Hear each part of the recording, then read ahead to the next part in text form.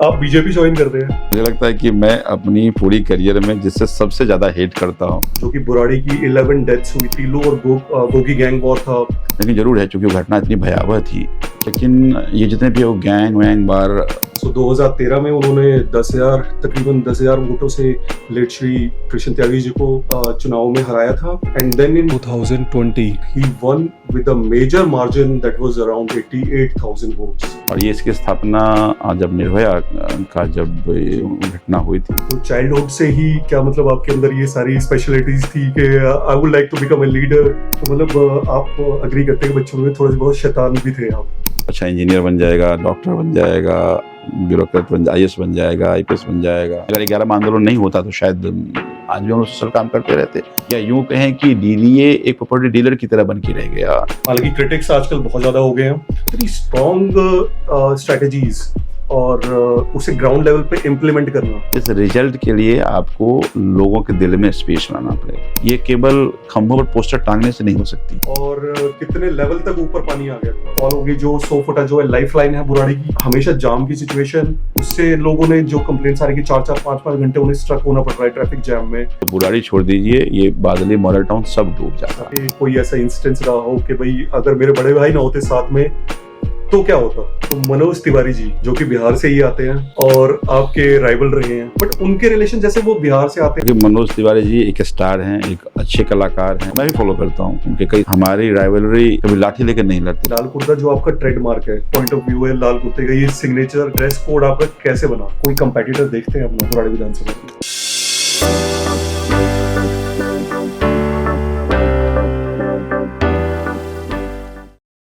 अब आपको मिलवाते हैं बुराड़ी से केजरीवाल के विधायक संजीव झा से।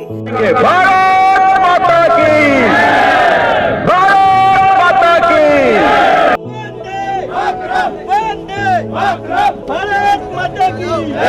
अनऑथराइज्ड कॉलोनी में 2007 के नक्शे में जो पहली बार ऐसा हो रहा है कि सदन बुलाया जा रहा है, सेशन बुलाया जा रहा है, लेकिन क्यों बुलाया जा रहा है?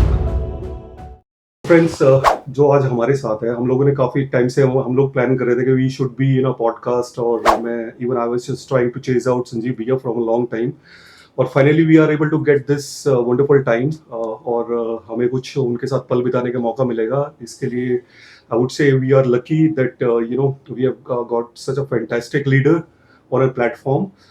तो सबसे पहले मतलब इंट्रोडक्शन की तो हालांकि उन्हें ज़रूरत नहीं है, क्योंकि मतलब दिल्ली विधानसभा से लेके बिहार तक और इनफैक्ट गुजरात और गोवा, अगर जो आप बात करेंगे तो मतलब he is quite familiar with the people. और जैसे कि आप लोगों ने विधानसभा चुनावों में भी देखा है, so he has won multiple times, I would say 3 times at least. सो 2013 में उन्होंने तकरीबन 10,000 वोटों से लेट श्री कृष्ण त्यागी जी को चुनाव में हराया था। उसके बाद 2015 में he again became MLA, and then in 2020 he won with a major margin that was around 88,000 votes.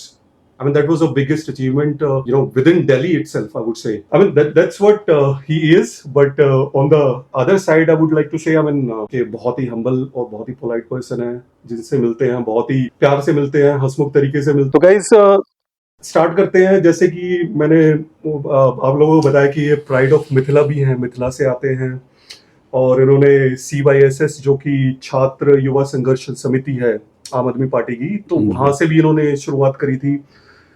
तो अब उसी मुद्दे पे टच करते हैं सबसे पहले संजीव जी, जो CYSS से जुड़े रहे, तो मतलब क्या हम बोल सकते हैं कि एक कारण रहा होगा यूथ को इजीली कनेक्ट करने के लिए? नहीं, मुझे लगता है कि यूथ से कनेक्ट थे इसलिए स्पेसेस बना। मैं 99 में दिल्ली आया था UPSC की तैयारी करने के लिए, और उसके बाद चूँकि सोशल इंक्लिनेशन शुरू से था, तो कुछ मुद्दों पे दिल्ली पे पहले हमने एनवायरनमेंट के मुद्दों पे काम करना शुरू किया, फिर एजुकेशन के मुद्दों पे, कई मुद्दों पे जो जहाँ मुझे लगता था कि ज़रूरत है, तो हम लोग कुछ नौजवान साथी थे, मिलकर काम करते थे। 2011 में एक बड़ा आंदोलन हुआ और एक बड़ी टीम बनी। दिल्ली नहीं पूरे देश के नौजवान एक प्लेटफॉर्म पे आए, और भ्रष्टाचार के खिलाफ एक बड़ा मुहिम अरविंद केजरीवाल जी और अन्ना हजारे जी ने छेड़ा था। तो उसके साथ जब हम लोग हुए तो बहुत बड़ी संख्या में यूथ उसके साथ था। फिर जब ये आम आदमी पार्टी की स्थापना हुई तो वो जो हम सब यूथ थे, हमें लगा कि एक प्लेटफॉर्म पर उसको काम करते रहना चाहिए पैरेलल। जी। और इसीलिए चूंकि उसमें छात्र भी थे, उसमें नौजवान भी थे, तो नाम इसलिए रखा था कि छात्र युवा संघर्ष समिति। और ये इसकी स्थापना जब निर्भया का जब घटना हुई थी, उस घटना में लोगों को जोड़ने के लिए और लोगों को इस मुद्दों पर आवाज़ उठाने के लिए ये बेसिकली बनाया गया था। अभी आम आदमी पार्टी की एक इकाई की तरह पूरे देश में काम कर रही है। Thank you so much. तो मतलब ये हम कह सकते हैं कि मतलब युवाओं को कनेक्ट करने के लिए आप स्टार्टिंग से ही आप यूथ के साथ कनेक्टेड रहे हैं, CYSS बोल लीजिए या फिर अन्ना आंदोलन बोल लीजिए, तो यूथ के साथ कनेक्टिविटी हमेशा रही है। और जैसे कि हमेशा बोलते हैं कि पॉलिटिक्स हमेशा यूथ ही बदलता है। So I mean that's what he started with. तो अब थोड़ा चलते हैं आपके चाइल्डहुड की तरफ, थोड़ा सा चलते हैं। तो चाइल्डहुड से ही क्या मतलब आपके अंदर ये सारी स्पेशलिटीज थी कि I would like to become a leader? क्योंकि कहते हैं ना, leaders are made, they are not born. But ऐसा हो, एक मान्यता है कि 30% जो है वो जेनेटिक्स से आता है और 70% जो है वो आप लर्न करते हैं once you are into this field. So मतलब ऐसा था कि मतलब कोई परिवार में ऐसा रहा हो पीछे से पॉलिटिकल फील्ड में, या फिर मतलब कैसे मतलब इस टर्म को आप एलाबोरेट करेंगे? नहीं, कोई ऐसा तो नहीं था कि कोई मेरी लेगेसी है, कोई पॉलिटिकल लेगेसी, ऐसा नहीं है। हाँ, थोड़ा ये कह सकते हैं कि इनडिसिप्लिन्ड बच्चे कह सकते हैं कि बहुत अनुशासित नहीं रहते थे। आई मीन हर माँ बाप का, पेरेंट्स का अपना रहता है कि बच्चा मेरा बहुत अच्छे से पढ़ेगा, लिखेगा, अच्छा करेगा। कोई नहीं चाहता है कि सामाजिक काम में बच्चों से बचपन में भागीदारी करेगा। हमारे छोटे छोटे कोई आयोजन होता है, आप उसके हिस्सा बन जाते हैं, आप उसको लीड करते हैं, तो फिर आप स्कूल नहीं जाते हैं टाइम से, कॉलेज नहीं जाते हैं टाइम से, आपके एकेडमिक्स अफेक्ट हो जाता है उससे। तो वो तो रहा है। हाँ, ये इंटरेक्शन ज़रूर सोशल रहा है, और स्कूल में रहे, चाहे कॉलेज में रहे या उसके बाद भी, जहाँ कहीं भी रहे, अपने जो भी सेम एक वाइब्स के जो लोग हैं, जो कुछ करना चाहते हैं सोसाइटी के लिए, कुछ बेटरमेंट के लिए काम करना चाहते हैं, तो ये इंप्रेशन जरूर हमारी रही कि मिलकर के कुछ अच्छा किया जाए। आप अग्री करते हैं कि बच्चों में थोड़े से बहुत शैतान भी थे आप? ऑब्वियस है, ये सब तभी कर जब शैतान होते हैं। राइट। जो बहुत अनुशासित बच्चे होते हैं, वो अपने जीवन में वो अच्छा इंजीनियर बन जाएगा, डॉक्टर बन जाएगा, ब्यूरोक्रेट IAS बन जाएगा, IPS बन जाएगा। मुझे लगता है कि ये थोड़ा नटखटपन अगर आप में हो, तभी आप सोशली आप अच्छा काम कर सकते हैं। क्योंकि कोई पेरेंट्स नहीं चाहता है कि हमारा बच्चा सोसाइटी के लिए काम करे। तो जो ज़्यादा डिसिप्लिन रहता है तो उसका कैरियर दूसरा रहता है, हम जैसे लोगों का कैरियर सामाजिक हो जाता है। कहते हैं ना कि जैसे पहले कहावत हुआ करती थी, पढ़ोगे लिखोगे तो बनोगे नवाब, और खेलोगे कूदोगे तो बनोगे खराब। बट आज की डेट में ये थोड़ा सा मतलब ऑपोजिट हो गई है। दोनों चीजें मतलब पैरेलली चलनी चाहिए। मतलब देखिए, मुझे ये लगता है कि ये बड़ा सब्जेक्टिव टर्म है। मान लीजिए, चलो ठीक है, हमारा सफ़र हुआ और आज मुझे पॉलिटिकल पार्टी का हिस्सा बनने का मौका मिल गया, फिर चुनाव लड़ने का मौका मिल गया, फिर विधायक बन गए, तो उसको आप एक सक्सेस तरह काउंट कर सकते हैं। लेकिन हमारे जैसे हज़ारों लोग हैं जो अच्छा काम कर रहे हैं, काबिल तारीफ़ काम कर रहे हैं, उनको लोग नहीं जानता है, उनको सोसाइटी नहीं जानता है, लेकिन वो केवल इसलिए अच्छा काम कर रहे हैं कि उनको इससे खुशी मिलती है। तो आप बहुत सारे काम इसलिए नहीं करते कि इससे मेरा करियर क्या होगा, इससे मैं, ये कोई ABC नहीं है कि ये करके भी जाएंगे। अब पढ़ाई लिखाई करते हैं कि ठीक है भाई, हम इंजीनियरिंग कर लेंगे तो मुझे नौकरी मिल जाएगी, फिर हम अब्रॉड चले जाएंगे, फिर फलाना टाइप जो टॉप 4 कंपनी उसके हिस्सा हो जाएंगे। जो सोशल काम करता है वो इसलिए करता है कि उसको सेटिस्फैक्शन मिलता है इससे। तो कई लोग अब उसमें सफलता एक बाइनरी है, हो सकता है कि आपको मिल जाए, लेकिन हम इसलिए ये सोच के नहीं करते हैं कि हमारा कोई वो लक्ष्य है कि हमें आगे जाकर के ये हासिल करना है। अगर 11वां आंदोलन नहीं होता तो शायद आज भी हम लोग सोशल काम करते रहते, और ऐसे हज़ारों लोग कर रहे हैं। सो कहीं ना कहीं फिर ये बात आपके मन में बचपन से थी कि देश के लिए कुछ ना कुछ करना है? हाँ, सोसाइटी का कुछ ना कुछ करना है। और हमेशा जहाँ कहीं भी, मतलब मैंने स्कूल डेज से जहाँ कहीं मुझे लगता है स्कूल में कमियाँ होती तो उससे बात करते थे, जहाँ रहते थे वहाँ अगर कुछ दिक्कतें होती थी, लगता था इसको ठीक करना चाहिए, उस पर काम करते थे। तो मुझे लगता था कि जहाँ कहीं भी आपकी उपयोगिता हो पाए चीज़ों को ठीक करने में, बेटर करने में, करना चाहिए। मुझे लगता है ये हर नौजवान को करना चाहिए। आप अच्छा कर रहे हैं, पर आप सुरक्षित तभी हैं जब सोसाइटी सुरक्षित है। जब आप बेटर तभी हो सकते, सोसाइटी बेटर हो सकता है। आप अच्छा घर बना लेंगे, आप अच्छे से रह लेंगे, लेकिन आपका पड़ोस अगर शांत नहीं है, अच्छा नहीं है, तो आप का ओवरऑल ग्रोथ अच्छा नहीं हो सकता। तो मुझे लगता है कि हर एक व्यक्ति को अपने साथ साथ जो सोशल पर्सपेक्ट है उस पे लोगों को थोड़े से अपने पार्टिसिपेट जरूर करना चाहिए। अपने आसपास के लिए हमें डेवलपमेंट के बारे में हमेशा सोचते रहना चाहिए, and that's how you grow. तो चलिए अब चलते हैं बुराड़ी विधानसभा पे, जहाँ से आप एमएलए हैं। तो इतनी चैलेंजिंग विधानसभा, जहाँ पे बहुत सारे इंसिडेंट्स हो चुके हैं, आपने मतलब हमारे व्यूअर्स ने अगर जो देखा होगा, और सबने इनफैक्ट सब जानते हैं, जो कि बुराड़ी की 11 डेथ्स हुई थी, बड़ी फेमस डेथ्स थी हमारे यहाँ की, और वो काफ़ी न्यूज़ में भी रही थी। उसके बाद फिर टीलो और गोगी गैंग वॉर था।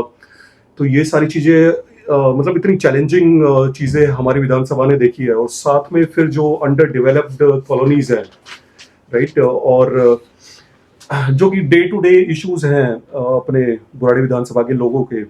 तो इतनी चैलेंजिंग विधानसभा होने के बाद मतलब आप इतना कूल कैसे रह जाते हैं, सबसे पहली बात तो ये। हाँ, मैं मानता हूँ, मैं आपके बात से सहमत हूँ कि चैलेंजेस बहुत हैं।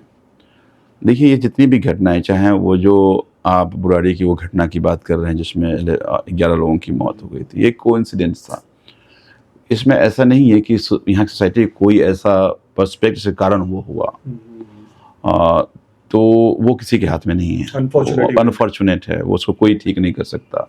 ये सडन एब्रप्ट एक इमोशनल आउटरेज रहा होगा जिसके कारण ये घटनाएं हुई। लेकिन ज़रूर है, चूँकि वो घटना इतनी भयावह थी कि पूरे देश में या इस पर कई सारे मैं देखता हूँ कि आजकल जो नेटफ्लिक्स कुछ सीरीज भी बना है इस पर, तो वो बड़ा घटना था और बड़ा दर्दनाक घटना था। लेकिन ये जितने भी वो गैंग वैंग बार, हालांकि है ये पड़ोस में, लेकिन हाँ हमारे को इम्पैक्टेड जरूर रहता है इससे। कोशिश रहती है कि इस सब से कैसे बचाया जाए, इससे कैसे अपनी कॉन्स्टिट्यूएंसी को ऐसे लोगों से सुरक्षित रखा जाए। चुनौती ज़रूर है, वो रोज़ का काम है और वो किसी एक का काम नहीं है। लेकिन कॉलोनी की इंफ्रा की भी बात करें तो मैं बिल्कुल सहमत हूँ कि बड़े ही चैलेंजिंग कॉन्स्टिट्यूएंसी है, चूँकि अनऑथराइज कॉलोनी से बसा हुआ कॉन्स्टिट्यूएंसी है और नाम ही अनऑथराइज, तो गवर्नमेंट कहती है यहाँ डेवलप ही नहीं कर सकते हैं। अब लोग रह रहे हैं, पानी पीने को पानी नहीं है, सड़कें नहीं है, बिजली नहीं है, तो बड़ी चुनौती। कोई प्लान डेवलपमेंट नहीं है, कोई प्लानिंग नहीं है, कोई दिल्ली की दुविधा ये है कि ये मल्टी गवर्निंग इंस्टीट्यूशन होने के कारण भी चैलेंज। अब देखिए, डीडीए का ये जिम्मेदारी है कि यहाँ डेवलपमेंट कैसे होगा, जो केंद्र सरकार के पास है। डेवलपमेंट करना दिल्ली सरकार की जिम्मेदारी जो हमारे पास है।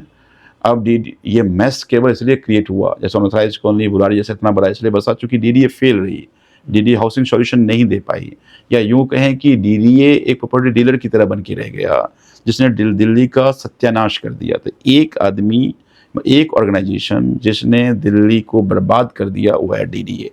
लेकिन अब जब लोग बस गए तो आप उसको ऐसे अनऑथराइज करके नहीं, आप एक तो अनऑथराइज गाली है उनके लिए कि वो रह रहे हैं, उनके पास बेसिक डेवलपमेंट नहीं है।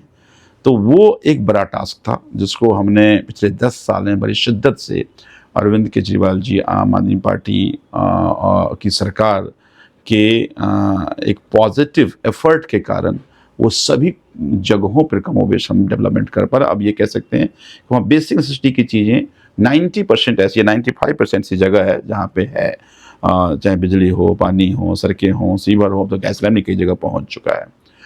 अभी भी चूँकि ये रोज़ का है, आप रोज़ सुबह उठिए और 4 गलियाँ बना हुआ तैयार दिखेगा आपको।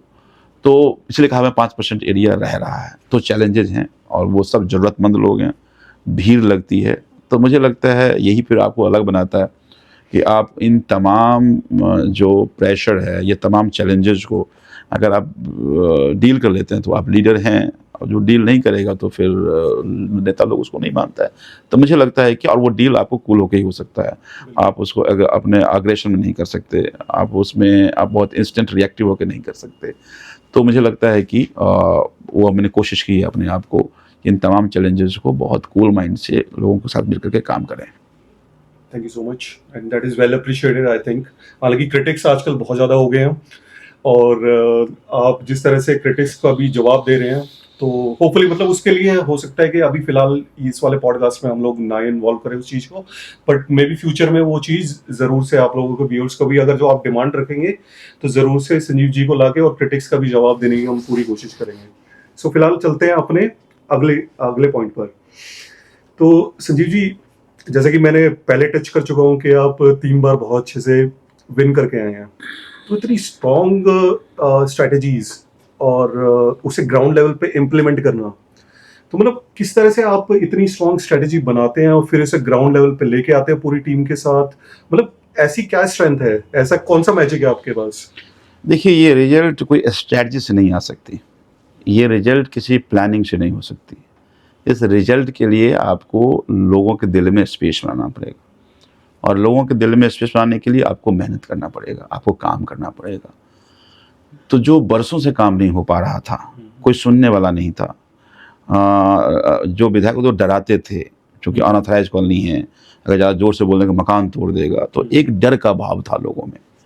हमने उसको दूर करने की कोशिश करी, हमने सवाल पूछे, ये पूछना सिखाया और जनप्रतिनिधि सुन के काम करे ये करना कोशिश की और उसके परिणाम निकले। तो फिर लोगों को एक बड़ा चेंजेस दिखा कि एक पहले एमएलए से बात करना या जिससे बात कर ली वो अपने आप को काम होना हो, बात होना ही बड़ी बात थी। उसको हमने एकदम सामान्य कर दिया कि कोई भी आदमी मिल सकता है, कोई बातें अपनी कर सकता है और जो कहे उस पर काम करना। जरूरी नहीं है कि आप सैकड़ों की भीड़ लेके आइए तभी हम आपकी बात सुनेंगे, आप अकेले भी आइए, अगर वो सैकड़ों लोगों की समस्या है तो हम आपको काम करेंगे। हम सैकड़ों लोगों को उसके लिए भीड़ इकट्ठा करके हम एहसान नहीं जताएंगे, ये मेरी जिम्मेदारी है। तो वो जो चेंजेस मुझे लगता है लोगों ने देखा, लोग उस चेंजेस के साथ खड़े हुए। दूसरा, अरविंद केजरीवाल जी ने 10 साल में देश को उम्मीदें दी हैं। दिल्ली की हर गरीब बेनिफिशियरी रहा है। अरविंद जी कहते हैं कि अपनी योजनाओं में ज़्यादा जगह उसको दो जिसको ऊपर वाले ने कम दिया है। तो जिसको ऊपर वाले ने कम दिया है, सरकार उसके लिए ज़्यादा जगह अपनी योजनाओं में दी, जिसके कारण लोग उस योजनाओं के साथ साथ अरविंद केजरीवाल जी से जुड़े। तो ये दोनों हैं, एक कि हमारी जो अपने कॉन्स्टिट्यूएंट से रिश्ते हैं, जो हमारी अपनी लोगों से रिश्ते हैं, और दूसरा जो अरविंद केजरीवाल जी का 10 साल में जो काम है उससे जो उम्मीद जगी है, इसके साथ लोग जुड़ रहे हैं और वो एक कारण है कि इतना बड़ा मैंडेट मिल जाता है। ये मैंडेट कोई पॉलिटिकल पार्टी को वर्कर से नहीं हो सकता, ये मैंडेट कोई स्ट्रैटेजी से नहीं हो सकता, कोई प्लानिंग से नहीं हो सकता। ये आप अगर लोगों के दिलों में जगह बना लेंगे, ये केवल खंभों पर पोस्टर टांगने से नहीं हो सकती है। लोगों के दिलों में आपका पोस्टर होना चाहिए, लोग ये माने कि हाँ ये मेरे हैं, मेरे साथ खड़े हो जाएंगे। तो मुझे लगता है उसका ये परिणाम है। बिल्कुल बिल्कुल, बहुत सही बोला आपने। तो हालांकि मैं बुराड़ी विधानसभा के जितने भी व्यूअर्स होंगे हमारे, तो मैं उनसे रिक्वेस्ट करूंगा, ये तो एमएलए सर ने जितने सारे पॉइंट्स हैं, उनके जो एफर्ट्स हैं उन्होंने अपने 100% दिया, बट स्टिल अगर जो आप रेटिंग करना चाहते हैं out of 10, how would you rate and how much you would give it to MLA Sanjeev Jha ji? तो उसे कमेंट में आप जरूर करके बताइएगा कि आउट ऑफ 10 आप कितनी रेटिंग देना चाहेंगे संजीव जी के काम को। So will pass this over to directly over to Sanjeev ji. So guys, चलते हैं। जैसे कि आप देख रहे हैं पॉडकास्ट बहुत ज़्यादा इंटरेस्टिंग चल रहा है और जो मतलब मुझे नहीं लगता कि इस तरह का पॉडकास्ट जो है आज तक हेल्ड हुआ होगा सर के साथ। सो अब चलते हैं अपने नेक्स्ट पॉइंट पे, जो कि है 100 फुटा रोड। बहुत ही हॉट टॉपिक रहा है, मतलब जितने भी इलेक्शंस आते हैं, जब इलेक्शन उठ के आता है तब कभी तो जाम का उठ के आ जाता है कि नहीं अभी जो है वो जाम बहुत ज्यादा लग रहा है। उसके पैरेलली आपने लास्ट जब हमने देखा था कि तो बुराड़ी का जो पुश्ता था, तो पुश्ते का चौड़ीकरण आपने करा था और चौड़ीकरण के रहते हुए तो बहुत ज्यादा फ्लड की सिचुएशन हो गई थी गाइस। अगर जो मेरे पास ड्रोन शॉट्स रखे होंगे तो I will show it to you guys कि कितना ज्यादा मतलब ट्रेमेंडस अमाउंट ऑफ वाटर जो था वो छोड़ा गया था दिल्ली में और कितने लेवल तक ऊपर पानी आ गया था। तो मतलब जगतपुर गांव और पीछे के जितने आप बाबा कॉलोनी और ये सारा कुछ अगर जो देखेंगे उस टाइम पे रिकॉल कर पाएंगे तो that was a tragic situation for everyone. But किसी ने इस बात पे, बहुत ही कम लोगों ने इस बात पे गौर दिया होगा कि जो पुश्ते का लेवल था वो 4 से 5 फुट अगर जो मैं सही हूँ तो वो उठाया गया था जिस टाइम पे उसका चौड़ीकरण हुआ, तो 4 से 5 फुट उसे ऊपर लेके आया गया था। तो उसे ऊपर लाने की वजह से जो जितना लेवल पानी का आया, that was under a control situation. मैं नहीं बोलूंगा कंट्रोल नहीं कहना चाहिए, but still we were able to save और पुश्ता टू सम एक्सटेंट।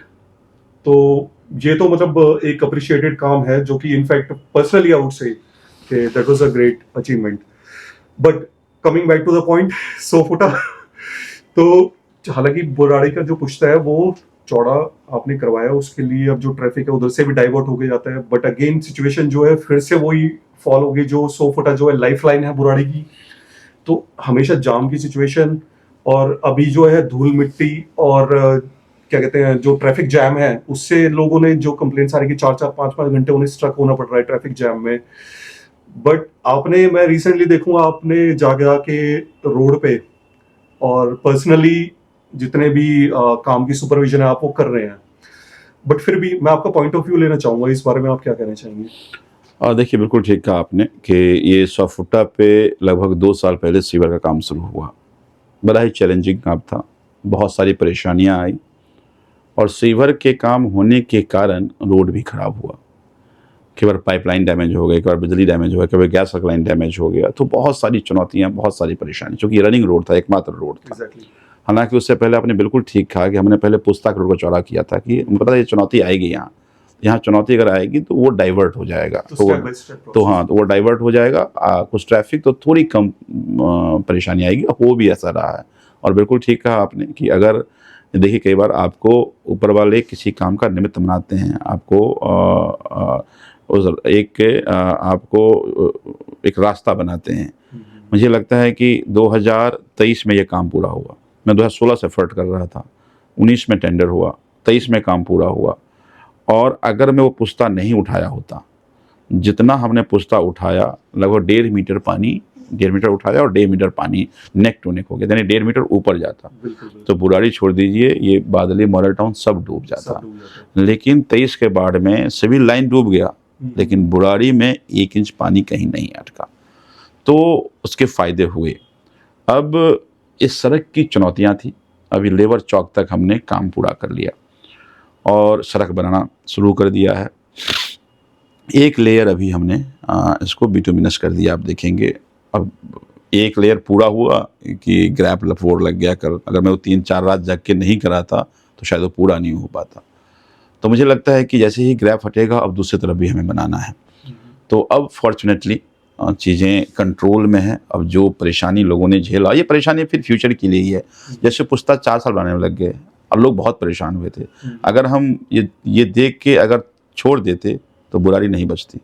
मुझे लगता है आज जो हम सीवर बिछा रहे हैं ये 20 साल 25 साल के लिए है कि सीवरेज की प्रॉब्लम समझ में गया। तो कुछ काम आप जनरेशन के लिए करते हैं, कुछ काम इंस्टेंट फायदे के लिए नहीं करते कि आपको वोट में नुकसान हो जाएगा, फायदा हो जाएगा। आपसे कहते हैं कि आज के 20 साल बाद बुराड़ी कैसा होगा, ये सोच के आपको काम करना, प्लान करना है।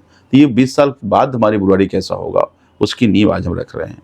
तो थोड़ी परेशानियाँ आई हैं, लेकिन नाउ अब चीज़ें कंट्रोल में हैं एंड होपफुली हम लोग जल्दी ही दूसरी तरफ सड़क को बना लेंगे। जो धूल से लोगों को परेशानी आई थी उससे राहत मिल जाएगी।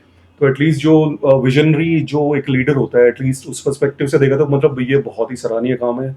अगर जो बाकी व्यूअर्स बताएंगे कि किस तरह से है, क्योंकि अगर फ्यूचर का देख रहे हैं तो फ्यूचर 15 से 20 साल तक की प्लानिंग जो हो रही है, एटलीस्ट मतलब उस पर्सपेक्टिव से तो बहुत अच्छा काम है। और आप लोगों को याद होगा 2019 में विधायक जी को एक टर्म दी गई थी, विकास पुरुष, और इनफैक्ट सोशल मीडिया पे बहुत चला था डेवलपमेंट मास्टर। सो ये 2-3 टर्म्स बहुत चली थी उस बारे में। और होपफुली कि ये सारी चीजें जब तक नॉर्मलाइज होंगी तो कोई नई टर्म निकल के आ जाए। अब आई वुड से लेट्स सी, फिंगर्स क्रॉस्ड। तो चलिए चलते हैं अपने नेक्स्ट क्वेश्चन की तरफ। तो अच्छा, राजनीति से हटके थोड़ा सा बात करते हैं और पर्सनल लाइफ को टच करते हैं। तो फैमिली में आप बताइए कौन कौन है? हालांकि बड़े भाई के बारे में आपके साथ बहुत रहते हैं, इन्वॉल्वमेंट रहती है उनकी भी, और बहुत सारे लोग फेमिलियर भी होंगे। तो कुछ तो आप फैमिली को टच करो। और सेकेंडली मैं ये चाहता हूँ कि व्यूअर्स को बताओ कि कोई ऐसा इंस्टेंस रहा हो कि भाई अगर मेरे बड़े भाई ना होते साथ में तो क्या होता, लाइफ में ऐसी कोई इंसिडेंस आई होगी? हाँ देखिए, बिल्कुल हम 4 भाई हैं और मैं तीसरे नंबर पे हूँ। लेकिन सबसे छोटी मेरी सिस्टर है। ये नहीं पता था किसी को भी शायद। हाँ। क्योंकि बाकी लोग बिल्कुल पॉलिटिक्स में इंटरेस्ट कम रखते हैं, अपने अपने काम में लगे हुए हैं। और माँ है मेरी, लेकिन ज़्यादातर वो, मैं मूलतः बिहार से हूँ, मधुबनी मेरी डिस्ट्रिक्ट है, तो मूल तो अपने गांव में ही रहती हैं ज़्यादातर, कभी कदार इधर आती हैं। देखिए, मुझे लगता है कि परिवार की ज़रूरत हमेशा होती है और कई बार सब आपको साथ छोड़ देता है, परिवार साथ नहीं छोड़ता है।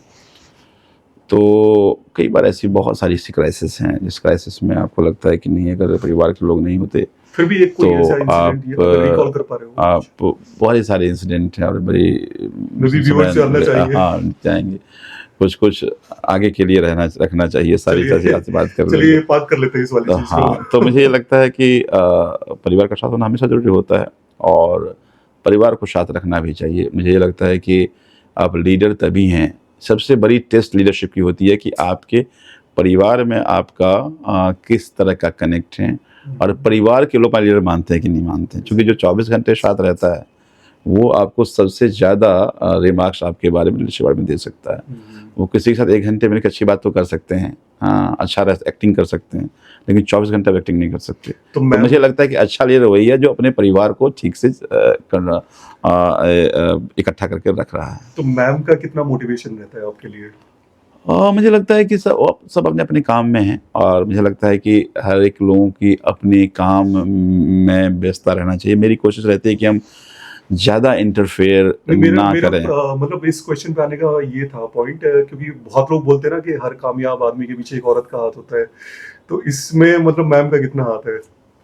बहुत सारा काम घर की संभाल लेती हैं, तो फिर मुझे लगता है कि फिर घर का काम में आपको टाइम नहीं देते। अदरवाइज आपको घर में सबसे मुश्किल होती है कि ये माइक्रो मैनेजमेंट बहुत मुश्किल होता है। माइक्रो मैनेज कर लेते हैं और माइक्रो मैनेज नहीं कर पाते हैं, तो सारी माइक्रो मैनेजमेंट घर का हो जाता है, तो हमें स्पेस और टाइम मिल जाता है बाकी लोगों के लिए काम करने के लिए।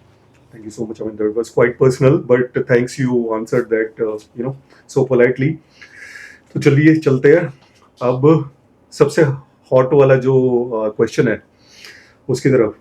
तो मनोज तिवारी जी, जो कि बिहार से ही आते हैं और आपके राइवल रहे हैं, बुराड़ी विधानसभा में कई कामों को लेकर राइवल रहे हैं, तो कई सारी इंस्टेंसेस ऐसी हुई हैं जो मैं रिकॉल कर पा रहा हूँ। उसे मोहल्ला क्लिनिक के लिए एक बार बुलाया गया था मनोज जी को और फिर सब लोग इकट्ठा हो गए थे, बट कुछ ऐसा इंस्टेंस हुआ था कि वो नहीं आ पाए थे। तो मतलब ये ऐसी कन्फ्रंटेशन जो है वो होती रहती है उनके साथ, बट उनके रिलेशन जैसे वो बिहार से आते हैं बट स्टिल, हालांकि पार्टी ऑपोजिट है, आप आम आदमी पार्टी से हैं, वो बीजेपी से हैं, तो इस चीज को करते हुए आप कैसे देखते हैं? मतलब वो स्टार भी है एक। हाँ बिल्कुल ठीक है कि मनोज तिवारी जी एक स्टार हैं, एक अच्छे कलाकार हैं, अच्छे सिंगर हैं, अच्छा गाना गाते हैं। पूरे देश में जो पूर्वांचल के लोग हैं वो उनको फॉलो करते हैं, मैं भी फॉलो करता हूँ, उनके कई सारे गाने बहुत पॉपुलर ये नहीं बात है, आप फॉलो करते हैं? हाँ, मतलब being a singer, being a actor, मैं भी उनके गाने सुनता रहा हूँ। हमारे तो मैं पिछली बार जीता तो उन्हीं के गाने पर लोग डांस कर रहे थे। तो चूँकि वो अच्छे सिंगर हैं और पर मुझे लगता है कि वो लीडर अच्छे नहीं हैं। और मुझे लगता है कि हमारी राइवलरी तो नहीं कह सकते, लेकिन चूँकि जिस पार्टी से आते हैं उस पार्टी की भी अपनी प्रॉब्लम्स हैं, तो जो कोई जाए फिर उसी जैसा बन जाता है। तो मुझे लगता है कि बीइंग ए लीडर उन्होंने कुछ ऐसा कर नहीं पाए जिसके कारण हम उनको कोई क्रेडिट दे पाएँ। अब 10 साल, तीसरा टर्म उनका, 11 साल सांसद रहे हैं। मेरे कॉन्स्टिट्यूंसी में एक भी ऐसा काम नहीं है जो कोई काम कर लिया तो मुझे लगता है कि चलो ये काम कर दिया। एक वो सेंट्रल स्कूल की बात करते हैं पर वो नहीं कर पाए। फिर वो अनाप शनाप भारतीय जनता पार्टी के लोग झूठ बोलते हैं, पर वो भी झूठ बोलने की कोशिश करते पर पकड़े जाते हैं झूठ बोलते हुए, क्योंकि वो अभी तक उतनी मास्टरी नहीं हुई है झूठ बोलने की। तो जैसे मोहल्ला क्लिनिक, आपने बोला मोहल्ला क्लिनिक नहीं खुला, तो मैंने चैलेंज किया कि आइए ये मोहल्ला क्लिनिक है, और मोहल्ला क्लिनिक हम आए हुए हैं, आप आ जाइए। बेचारे नहीं आए। फिर तो वो जब झूठ बोलते हैं बेचारे पकड़े जाते हैं। तो मैं व्यक्तिगत तौर पर, देखिए, अलग पार्टी में है, अलग आइडियोलॉजी में है, जब किसी मंच पे मिलते हैं मैं अच्छे से मिलता हूँ और सब कुछ से मुझे लगता है कि ये रिश्ता आइडियोलॉजी के कारण आपको ये व्यक्तिगत लड़ाई नहीं होनी चाहिए। ये हमारी हम उनसे असहमत हैं, असहमति एक बात है, लेकिन इससे कोई मेरी वो जातीय दुश्मनी हमारी नहीं है। और मुझे लगता है ये पॉलिटिकल वर्कर्स को भी होना चाहिए कि आइडियोलॉजी को रिस्पेक्ट करो। हम लोग देखिए भारत की परंपरा रही है, हमारे सनातन परंपरा में हमेशा हम तर्क से एक दूसरे को बात Healthy करते हैं। politics, हाँ, what we say most of the times. हमारे डिबेट से हम एक दूसरे से सहमत असहमत होते हैं, कभी लाठी लेकर नहीं लड़ते। हालांकि बीजेपी ने कल्चर शुरू जरूर किया कि जो हमसे असहमत है वो देशद्रोही है, वो पाकिस्तानी है, फलाना चिलाना वगैरह वगैरह, जो जबकि अपने आप को सनातनी कहते हैं। ऐसा मतलब वो सनातन को भी नहीं समझते हैं वो लोग ठीक से। तो मुझे लगता है कि मनोज तिवारी जी जब भी मिलते हैं मंच पे मिलते हैं, और मेरे सांसद हैं, मेरी जिम्मेदारी है कि मैं उनको सांसद होने के नाते हम उनसे मिलें। लेकिन वो नेता बहुत ख़राब हैं, लोगों की वो आज तक कुछ ऐसा दिल्ली में या इसको लोकसभा में नहीं कर पाए जिसके कारण उनको कोई किसी तरह क्रेडिट दी जाए। थैंक यू सो मच, ये काफ़ी इंटरेस्टिंग था। बट चलिए चलते हैं, एक बड़ा ही इंटरेस्टिंग क्वेश्चन है। क्वेश्चन ये है कि लाल कुर्ता जो आपका ट्रेडमार्क है, बहुत से लोग किसी और चीज़ से रिलेट करते हैं, कोई किससे रिलेट करता है, कोई किससे रिलेट करता है, बट बहुत लोगों से मैंने ये भी सुना है कि आप बजरंगबली के भक्त हैं, तो हो सकता है कि उस वजह से भी हो। बट आपका जो पॉइंट ऑफ व्यू है लाल कुर्ते का, ये सिग्नेचर ड्रेस कोड आपका कैसे बना? ये इत्तेफाक है, मतलब ऐसा कोई रिलेशन नहीं है। ये जब इंडिया अगेंस्ट करप्शन शुरू हुआ था तो IAC युवा मंच नाम से एक टीम थी जो लाल कुर्ता पहनती थी टू आइडेंटिफाई। तो चूँकि वो नुक्कड़ की जगह करती थी, कई जगह ऐसे जगह वो सब लाल कुर्ता पहनते थे। मैं उस टीम को लीड करता था, हम भी लाल कुर्ता पहनते थे। तो ऐसे ही था इत्तेफाक। जब सफल हो जाते हैं तो लोग 50 तरह के कोनोटेशंस के निकालते हैं, पर ऐसा कोई कोनोटेशन है नहीं। But that was quite interesting कि वो टीम थी आपकी, तो you were part of it, और उसका वो ट्रेंड था कि तो इसीलिए तो वो फिर आपको वो संघर्ष देखिए, फिर वो आप ये जो लाल कुर्ता मुझे उस संघर्ष को हमेशा याद दिलाता रहता है कि हम कहाँ से आए हैं, हमारा पर्पस क्या था। तो कई बार फिर आपको रास्ते से भटकने की कोशिश करते, फिर यही चीज़ें, यही आइडेंटिटी आपको रोकती है। सही कारण है कि हम पहनते हैं। Great idea. एक बड़ा ही इंटरेस्टिंग क्वेश्चन है संजीव जी, आप ये बताइएगा कि इस टाइम पे, हालांकि वो कहते हैं ना कि अगर जो कहीं भी चले, जैसे मोदी जी के लिए हुआ था कि नहीं यार ये डिक्टेटर बनने हैं, तो उसमें ये बहुत सारी चीजें निकल के आई कि नहीं यार वो डिक्टेटर वाली राह पे चल रहे हैं। तो ऐसे ही अगर जो हम बोलें कि आप बुराड़ी विधानसभा का हिस्सा है स्टिल, के आपकी जो स्ट्रेंथ है वो आप हमेशा हेल्दी पॉलिटिक्स को सपोर्ट करते हैं, तो उस एंगल को देखते हुए आप कोई कंपेटिटर देखते हैं अपना बुराड़ी विधानसभा में? नहीं, मुझे लगता है कि उस पर मुझे कंसंट्रेशन करने के बजाय बुराड़ी में क्या काम रह गया उस पर ध्यान देना चाहिए। देखिए, आप अपने आप को किसी से compete करने लगते हैं तो फिर जो आप करने आए हैं, जो आपको करना है वो पीछे छूट जाता है। ये जनता तय करती है, और मुझे लगता है कि हमें अपना काम करते रहना चाहिए। तो ना तो मैं किसी से compete करता हूँ, ना अपना कंप्यूटर किसी को मानता हूँ। ग्रेट। सो एक हालांकि ये तो हो गई लोकल पॉलिटिक्स की बात। अब जो हम ओवरऑल पिक्चर देखें, जो कि अब चुनाव भी नज़दीक है नेक्स्ट ईयर, तो ओवरऑल जो अभी शराब नीति को लेके जो सारी इंसिडेंट्स हुए हैं, जिसमें आपके दिग्गज नेता भी थे, हालांकि वो अब रिलीज हो चुके हैं, सारे के सारे बाहर आ चुके हैं, बट इस पे आप कहीं ना कहीं इम्पैक्ट देखते हैं विधानसभा चुनाव में? मुझे नहीं लगता। कोशिश बहुत करी बीजेपी ने। देखिए, यही कहते हैं कि भगवान के घर में देर है अंधेर नहीं है। कोशिश ये थी कि किसी तरह से बदनाम कर दिया जाए और उनको चुनाव से पहले बाहर ना आए। तो ऊपर वाले ने एक जोरदार झन्नाटेदार चांटा मारा। उन्होंने कहा कि तुम्हारा अहंकार से तुम किसी को परेशान कर सकते, किस्मत तो ईश्वर ही लिखते हैं। और फिर ईश्वर ने ये तय किया, और देखिए एक एक करके सभी नेता चुनाव से पहले बाहर आ गए। और लोग भी, और कोर्ट ने भी कह दिया कि शराब नीति कुछ है ही नहीं, ये एक बनाया गया मनगढ़ंत कहानी है जिसमें बदनाम करने की साजिश की थी। आप एक मूवी देखे होंगे सरकार राज, बड़ा अच्छे से कोरिलेट कर देंगे। तो वो कहता है, उसमें एक डायलॉग है कि सरकार को हराना है तो सरकार की सोच को बदनाम करना पड़ेगा। अगर सरकार, चूंकि सरकार एक व्यक्ति नहीं है, सरकार एक सोच है। सोच है। तो तुम सरकार को ऐसे नहीं हरा सकते।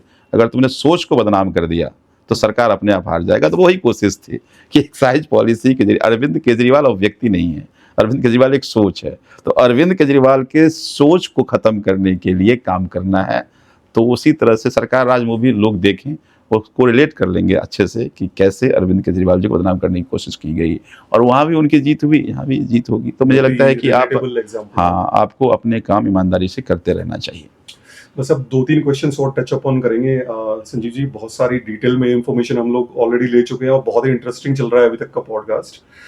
बट एक जो चीज़ है वो, अरविंद जी से आपकी जो पहली मुलाकात वो कैसे हुई थी, और कोई ऐसे इंसिडेंट जो अरविंद जी के साथ आप शेयर करना चाहेंगे जो मतलब आप और उनके बीच का ही हो बट इंटरेस्टिंग हो? 2011 में मैं अरविंद जी से अप्रैल में, जब अन्ना हजारे आए थे, मैं अन्ना हजारे जी को बड़ा पसंद करता था, मैं उनको जानता था, मैं उनके काम को अप्रिशिएट करता था।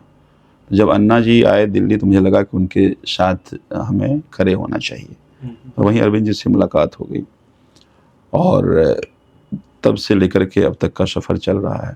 मुझे लगता है कि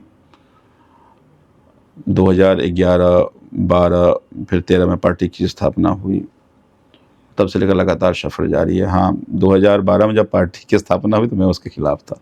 अच्छा। मुझे लगता था कि एक सिविल सोसाइटी होना चाहिए जो प्रेशर ग्रुप की तरह काम करे पॉलिटिक्स में। हमें लगता था कि इस देश की प्रॉब्लम ही पॉलिटिक्स है, और आप पॉलिटिक्स को पॉलिटिक्स में जाकर ठीक नहीं कर सकते। पॉलिटिक्स में दूर से प्रेशर ग्रुप बन के ठीक कर सकते हैं। जिस दिन नेताओं को वोट का डर लगने लगेगा कि हम ये गलत काम करेंगे तो ये एक ग्रुप है जो हमारा नुकसान कर देगी, तो ठीक होगा। लेकिन अरविंद जी ने जो रास्ते बताए, फिर हमारी बड़ी बहस हुई उनसे कि ये ठीक नहीं है, ठीक रास्ते नहीं है, out of the box thought था। और हम लोग मेंटली प्रिपेयर्ड नहीं थे। हम तो आंदोलन में गए थे, हमें लगता था कि ज़रूरी है।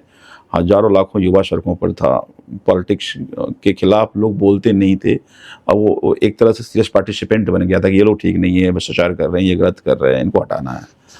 तो मुझे लगता था कि यहाँ से एक बड़ी उम्मीदें हैं। लेकिन अरविंद जी का कहना ठीक था कि 2011 में लाखों लोग आए, 2012 में संख्या कम हो गई, 13 में और संख्या कम हो गई। तो लगा कि भाई इन लोगों को पता है 75 साल में कोई कुछ बिगाड़ नहीं पाया है। इनको लगता है कि भाई ये कुछ भी कर लेगा, हमारे वोट में फ़र्क नहीं डालते हैं। तो कोई कहते थे पार्टी बना लो, अच्छा कर पार्टी बना लो, तो कहीं बना के दिखाते हैं ना, करके दिखाते हैं। और फिर जो रास्ते बताए, मुझे लगा ये रास्ता तो ठीक है, और फिर उनके साथ काम करने लगे। एक्चुअली में होता क्या है कि ब्रेनस्टॉर्मिंग सेशंस जो है वो में भी आप बता रहे हैं कि वो सारे, मुझे तो देखिए अरविंद केजरीवाल जी का जो पैशन है किसी चीज़ को करने के लिए, जो जिद जो है, जो ठान लिया वो करना है, फिर वो किसी की नहीं सुनते। लोग कई बार उनको कई तरह से कहते भी हैं कि नहीं वो ऑटोक्रेटिक डिसीजन लेते हैं, करते हैं। वो अपनी बात जो उन्होंने ठान लिया, फिर उसको पूरा करने के लिए वो अपनी पूरी ताकत एक्सट्रीम ताकत, फिर वो बीच में नहीं रुकते। अब आपकी जिम्मेदारी है कि आपके साथ खड़े रहिए या नहीं खड़े रहिए। देखा जाए तो फाइटिंग स्पिरिट है ना ये। हाँ, मैं वही कह रहा हूँ, तो वही फाइटिंग स्पिरिट अलग भी बनाती है। वरना एक एग्जांपल बता दीजिए पूरे वर्ल्ड में कि कोई 10 साल में नेशनल पार्टी बन गया हो, 10 साल में 2 जगह स्टेट में सरकार बन गई हो, उसमें इनके जैसे लोग जो कॉन्स्टिट्यूशन को नहीं मानते, डेमोक्रेटिक प्रोसेस को नहीं मानते, उनके आंख में आग लाख को चुनौती दे करके दिल्ली में 3 बार सरकार, चौथी बार सरकार बनेगी बड़ी मैंडेट से, लोग अभी भी आम आदमी पार्टी के काम के साथ करें, चाहे कितनी कोशिश क्यों न करने बदनाम करने की। तो मुझे लगता है कि वो जो फाइटिंग स्पिरिट है वही उनको बाकी लोगों से अलग बनाती है। एक जो क्वेश्चन है मैं थोड़ा सा मिडल में डालने की कोशिश करता हूँ, क्योंकि अभी ये जो है ना बहुत ज्यादा डिस्कशन में चल रहा है, बहुत ही ज्यादा हॉट टॉपिक है कि आप बीजेपी ज्वाइन कर रहे हैं। क्योंकि अभी एक ना पोस्टर बड़े तेजी से फ्लोट हो रहा है और बहुत र्यूमर भी है। तो उसमें क्या है कि एक तरफ अमित शाह जी हैं, एक तरफ मनोज तिवारी जी है, बीच में आप ऐसे करके खड़े हुए हैं। तो उसमें ये र्यूमर चल रहा है कि आपने बीजेपी ज्वाइन करने वाले थे। इसमें कितनी सच्चाई है? बड़ा अजीबो गरीब था, मैंने भी देखा तो मुझे बड़ा ताज्जुब लगा। बिल्कुल ठीक कहा कि एक तरफ अमित शाह जी का फोटो है, एक तरफ मनोज तिवारी जी का फोटो है, बीच में मैं स्वागताध्यक्ष हूँ। मुझे लगता है कि मैं अपनी पूरी करियर में जिससे सबसे ज़्यादा हेट करता हूँ, उसके सामने मुझे हाथ जोड़ते हुए फोटो देख रहा हूँ मैं, मुझे भी देख के बड़ा आश्चर्य लगा। अब यहाँ कोई एडिटिंग नहीं, यहाँ कोई संस्था है, वो उसका कोई कार्यक्रम है, विद्यापति समारोह करके कार्यक्रम है, विश्व मैथिल संघ का है। अब मुझे लगा कि इस मंशा से उन्होंने पोस्टर लगाया, लेकिन हमने वो पोस्टर मैंने भी देखा। या तो उनकी अब वो सामाजिक और राजनीतिक वो समझ नहीं होगी, ये भी हो सकता है, या राजनीतिक समझ तो मंशा होगी, दोनों बातें हो सकती हैं। पर मुझे लगता है कि तो उस सोशल प्लेटफॉर्म तो अब मैं जब ये 2000 हमारे साथ 2019 से ही हो रहा है कि भारतीय जनता पार्टी के लोग कहते हैं कि संजीव झा बीजेपी में आ रहा है, संजीव झा बीजेपी में, संजीव झा बीजेपी में आ रहा है। अब मैं एक बार सोचता हूँ कि क्यों कहते हैं, कहता हूँ आपके पास कोई नेता नहीं है, इसका मतलब है कि वो जो हमारी क्रेडिबिलिटी है, उनको लगता है कि इसी क्रेडिबिलिटी से ही हम जीत सकते हैं, वरना और कोई तरीका नहीं है। तो अब वो क्यों कहते हैं मुझे नहीं पता, वो कहते ही रहते हैं।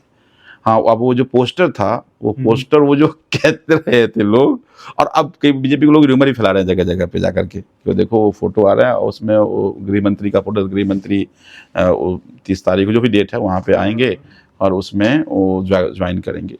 तो ये बिल्कुल र्यूमर है, और ये जो संस्था ने फ़ोटो लगाया उसकी नासमझी है, मुझे लगता है नहीं लगाना चाहिए था, या तो नासमझी होगी या बहुत ज़्यादा समझदार होंगे, दो ही चीज़ें होंगी। कई बार होता है ना, मनसा भी होती है कई बार, तो मुझे नहीं पता कि क्या सोच समझ के लगाया है, पर मुझे लगता है कि इससे एक जो हवा है, हवा को बल जरूर मिलता है। तो मैं आपके पॉडकास्ट में क्लियर कर दूं कि ये एक नलिफाइड है। हाँ, ओवरऑल बोला जाए तो ऐसा कुछ नहीं है, ऑल आर र्यूमर्स। ये बस ऐसी मनसा है भारतीय जनता पार्टी की, और कोशिश करते रहे हैं हमेशा। लेकिन हम सब लोगों ने आम आदमी पार्टी अरविंद केजरीवाल जी के साथ मिलकर के खड़ा किया है, इसमें खून पसीना शामिल है, और ये पार्टी इस देश की उम्मीदें हैं। और हम सब लोग राजनीति में कोई करियर बनाने नहीं आए कि ठीक है इस पार्टी से नहीं तो उस पार्टी से विधायक बन जाएंगे, सांसद बन जाएंगे। मुझे लगता है कि इस देश को अब देश के अंतिम व्यक्ति का कैसे भला होगा उस पर काम करने की जरूरत है, वो केवल आम आदमी पार्टी कर सकती है। तो हम उस उम्मीद के लिए राजनीति में हैं, और उम्मीद केवल आम आदमी पार्टी ही पूरा कर सकते हैं, अरविंद केजरीवाल की लीडरशिप ही पूरा कर सकती है। तो इसलिए ये सारी र्यूमर्स जो हैं वो करे जा रहे हैं। हम बहुत मजबूती से अपनी पार्टी को आगे बढ़ाने के लिए, उस उम्मीद को आगे बढ़ाने के लिए काम कर रहे हैं। तो फ्रेंड्स, संजीव जी कहीं नहीं जा रहे हैं आम आदमी पार्टी से, वो स्टिक रहेंगे और किसी भी र्यूमर पे बिलीव ना करें। चलिए, मोस्टली जो जितने भी टॉपिक्स हैं वो हमारे कवर हो चुके हैं, बट एक लास्ट क्वेश्चन जो है वो मैं आपके सामने रखना चाहूँगा कि जो पिछली जीत हुई थी, तो पिछली जीत पे भी बहुत सारा ये डिस्कशन चल रहे थे बुराड़ी के अंदर इंटरनली कि इतने बड़े मार्जिन से जो जीत हुई है तो इन्हें कैबिनेट का हिस्सा होना चाहिए, कैबिनेट में मंत्री पद मिलना चाहिए। तो पहला तो ये कि आप कैबिनेट पद के लिए रेडी हैं, और दूसरा ये कि अगर मिला तो आप लेंगे या नहीं लेंगे। देखिए, मुझे लगता है कि बुराड़ी एक बड़ी विधानसभा थी, बहुत सारी समस्याएं थी। कई बार आप कैबिनेट में जाने के बाद आपकी प्रायोरिटी दिल्ली स्टेट हो जाता है, कॉन्स्टिट्यूंसी कॉम्प्रोमाइज़ हो जाता है। तो मैं अपने आप को भाग्यशाली समझता हूँ कि मुझे वो अवसर नहीं मिला कि मैं बुराड़ी की अपनी कॉन्स्टिट्यूंसी कॉम्प्रोमाइज़ कर पाऊँ। तो हमने पूरे काम करने की कोशिश करी। मैं ये भी मानता हूँ कि कभी भी कोई भी जिम्मेदारी कोई दे, जिम्मेदारी से भागना नहीं चाहिए, पर जिम्मेदारी के लिए भी नहीं भागना चाहिए। ना तो जिम्मेदारी से भागना चाहिए, ना जिम्मेदारी के लिए भागना चाहिए, दोनों चीज़ें होनी चाहिए। तो जब जो रोल मिला है हम उसको ईमानदारी से करते रहें और करते रहेंगे। एक ये मेरी पर्सनल क्यूरियोसिटी है कि बहुत लोगों ने बोला है कि बुराड़ी विधानसभा जितनी क्राउडेड है, जितनी बढ़ती जा रही है, एक्सटेंड होती चली जा रही है, तो इसके आने वाले टाइम में कुछ पार्टीशन होने के चांसेस हैं? वो तो एक प्रोसेस है, वो डिलिमिटेशन सेंट्रल गवर्नमेंट करती है, और पॉपुलेशन एक बार काउंट करने के बाद, सेंसस होने के बाद, तो डिलिमिटेशन 26 में ड्यू है इस चुनाव की, जस्ट 1 साल बाद। तो मुझे लगता है कि वो डिलिमिटेशन, पॉपुलेशन बहुत ज़्यादा हो गया, लगभग 4.5 लाख वोट हो गया, ये बढ़ते ही जा रहे हैं। और 4.5 लाख, तो मुझे लगता है कि 2 कॉन्स्टिट्यूंसी का यहाँ पर अपॉर्चुनिटी है। तो मुझे लगता है कॉन्स्टिट्यूंसी तो बटेगा ही बटेगा। संजीव जी का बहुत तहे दिल से धन्यवाद देना चाहता हूँ कि उन्होंने पॉडकास्ट पे हमें ज्वाइन किया, और अगर जो आप कमेंट कर करके हमें बताएंगे और ढेर सारा प्यार देंगे तो संजीव जी का हम पार्ट 2 भी लेके आ सकते हैं, जिसमें कि वो क्रिटिक्स पे भी बात करेंगे। सो गाइज, स्टे ट्यून्ड और वेट कीजिए इस पॉडकास्ट की, एंड डेफिनेटली आप लोग जितना प्यार देंगे उतना प्यार संजीव जी को पहुंचाया जाएगा. So thank you so much for connected with us and stay healthy, stay tune. बहुत बहुत Thank you. धन्यवाद.